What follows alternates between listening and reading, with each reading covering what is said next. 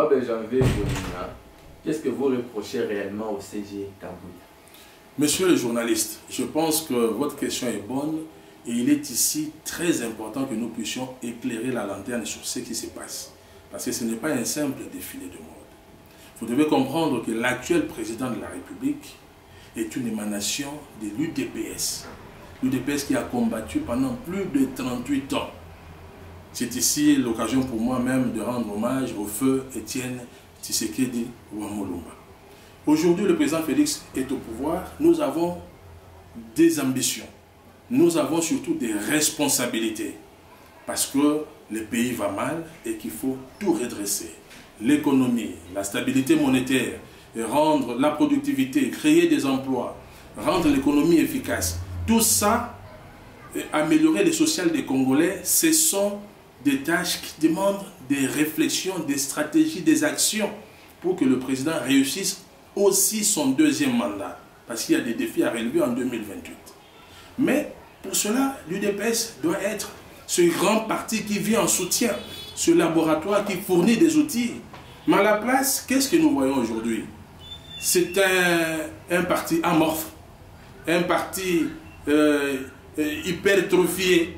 Parce que quand vous allez en province, dans certains territoires, vous entrez dans des secteurs de chefferies, de villages, il y a des endroits où les gens ne connaissent l'UDPS que de nom. Pourtant, ça fait 5 ans, plus de 5 ans que l'UDPS est au pouvoir. Ce n'est pas par manque de moyens, c'est par manque de stratégie et manque de vision. Et nous ne pouvons pas accepter cela parce que nous sommes arrivés au pouvoir, nous voulons les conserver, mais le plus démocratiquement possible. D'ailleurs, quand vous voyez les résultats des élections législatives, vous allez comprendre que l'UDPS n'a pas bien travaillé. Nous sommes obligés de nous appuyer sur les partis mosaïques, sur les partis avec qui nous sommes en alliance au sein de l'Union sacrée, pour essayer d'espérer obtenir cette majorité. Alors que l'UDPS qui travaille bien peut à lui seul, à défaut de gagner la majorité en tout cas, peut être capable d'approcher, d'effleurer ces seuils-là. Alors, aujourd'hui, qu'est-ce qu'on voit? L'activité du parti politique se résume à quelques matinées politiques. Et ces matinées politiques encore faut-il que ce soit des occasions où on parle réellement de ce dont je viens de parler ici. Est-ce qu'on évoque la vision? Est-ce qu'on évoque le projet? Non, le secrétaire général fait de la matinée politique une tribune pour régler ses comptes. Si vous avez émis une opinion contraire à ce que lui pense, il vient à la matinée, les gens arrivent, il va dire non, Motoba Lobela Kingaye, alors que Zalaki Boye, c'est une estrade pour se justifier. Nous n'avons pas besoin de ça. En plus, c'est le culte de sa personne. Aujourd'hui, vous ne pouvez pas être mandataire, vous ne pouvez pas être nommé quelque part. Il ne peut pas faire passer votre dossier si vous n'êtes pas dans son cœur, si vous n'êtes pas de son côté, si vous ne parlez pas le même langage que lui, si vous ne rêvez pas la nuit, vous ne faites pas les mêmes rêves que lui, non, ça ne peut pas passer. Lorsqu'il faut envoyer une liste, il réfléchit en Dieu le Père Tout-Puissant et ça crée des frustrations. Même au sein de la présidence, il ne faut pas aller chercher loin, au sein de ses propres, à côté, ses propres collaborateurs, les secrétaires nationaux, je crois que vous avez vu les désaveux faits par les 25 secrétaires nationaux, c'est passé, je crois, hier à la radio. Vous avez vu la Ligue des jeunes s'exprimer.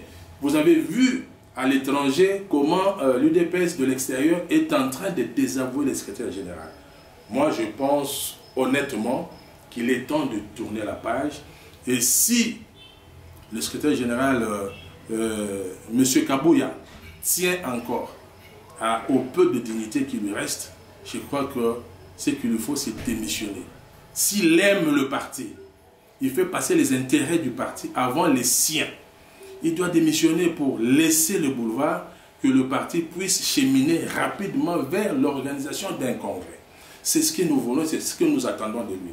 Voyez-vous, dans ce parti-là aujourd'hui, si vous n'êtes pas passé par la bénédiction de M. Kabouya, et que par malheur vous bénéficiez des faveurs du président de la République et vous êtes nommé quelque part, je vous assure, vous serez combattu. Vous serez combattu. Il y a multiplication des médisances, vous devez tomber parce que vous n'êtes pas passé par son tamis. Dans quel pays avons-nous vu ça?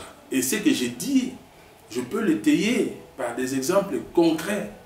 Vous voyez même les DIRCAB actuels qui est là à la présidence. Il y a des nounous. Ouais. Pourquoi? Parce que ce n'est pas passé par le filtrage du secrétaire général. L'AGA de l'ANR, M. Moulumba, la même chose. Il a été combattu parce qu'il n'est pas passé par son filtrage. Nous ne voulons plus de ça. L'UDPS est une institution. C'est le premier parti politique congolais. C'est le plus grand parti politique du Congo, je dirais même d'Afrique centrale. Donc il mérite beaucoup mieux. Il faut redorer le blason. Il faut donner à l'UDPS ses lettres de noblesse.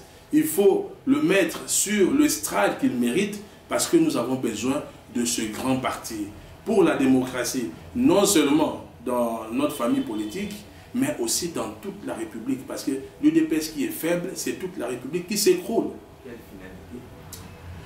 D'abord, je voudrais ici saluer le camarade Jeko Béa là où il est.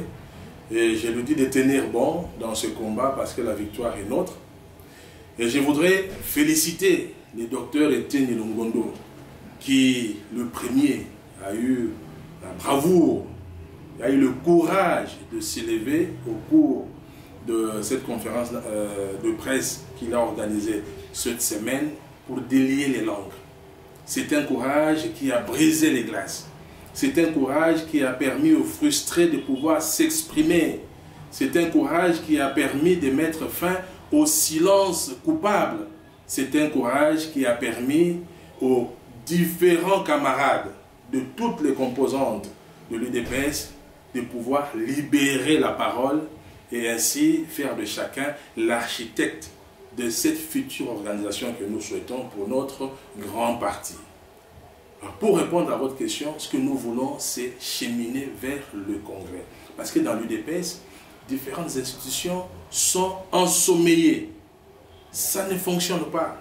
Nous voulons aller vers le Congrès. Et le Congrès, c'est l'instance supérieure du parti qui fixe les grandes lignes. Et c'est là que nous allons ressusciter les différentes composantes de notre parti pour le revigorer, lui donner un second souffle, lui donner une nouvelle intelligence, lui donner un nouveau dynamisme qui, de tous ces éléments réunis, vont permettre à l'UDPS d'être fort en 2028. Parce qu'en 2028, notre souci, c'est de pouvoir conserver le pouvoir. Mais nous ne pouvons pas conserver le pouvoir si nous bataillons en ordre dispersé, si nous partons en hypertrophie, si nous partons en malade, en fiévreux, en un parti disloqué. Non, nous avons besoin de former un bloc. Nous avons besoin de former un corps, être fort. Derrière notre autorité de référence, qui est le Félix Antoine Tshisekedi Tshilombo, c'est ensemble, en fédérant nos intelligences, en mettant en place notre synergie, en s'intéressant aux plus grands, mais aussi aux moins grands, à ceux qui sont à Kinshasa, mais aussi à ceux qui sont aux frontières, à Kasumbalesa, à Isiro, au Nord-Ubangi, celui qui est à Ketsi, celui qui est à Ikela, celui qui est à Bumba, celui qui est à Tingiting. Nous avons besoin d'implanter l'UDPS dans chaque quartier, chaque chefferie, chaque village de la République. C'est comme ça que nous serons forts. Et nous en avons les moyens. Parce que ça, c'est le parti de cœur des Congolais. Ceux qui ne viennent pas, c'est parce que peut-être ils ont vu de loin que les choses ne marchent pas bien. Mais après notre réorganisation, je vous garantis que l'UDPS redeviendra ce grand parti politique que le feu Etienne Tshisekedi Wamulumba, d'heureuse mémoire, nous a laissé. Nous avons besoin vraiment de ressusciter ce parti parce que il y a encore des choses à faire dans ce pays. Il y a encore des choses à faire, mais nous devons faire preuve d'exemple. Montrer qu'en nous, nous sommes organisés. Et si nous sommes organisés au sein du parti, nous serons capables d'organiser la République. En tout cas, le mot de la fin, je m'adresse à cette minorité qui hésite encore. À ceux-là qui sont plus ou moins manipulés parce qu'il y a des petits intérêts financiers qu'on appelle courtoisie, ceux qui ne se donnent pas la peine de comprendre la quintessence, le bien fondé de cette démarche menée par le docteur Etienne Longondo, je vous dis, il est grand temps. Après avoir écouté ce message, vous avez la possibilité de vérifier l'objectivité et la véracité de ce que je suis en train d'échanger avec vous. Je vous invite à nous rejoindre dans ce combat, parce que c'est de ce côté, en étant avec nous, vous serez du bon côté de l'histoire. Je vous garantis notre victoire, parce que nous allons nous battre sans relâche jusqu'à la dernière action pour sauver ce parti noble qui mène la vie politique de notre République, ce parti noble qui a une mission, je dirais, divine et salvatrice pour sauver notre République. Je vous remercie. Merci beaucoup.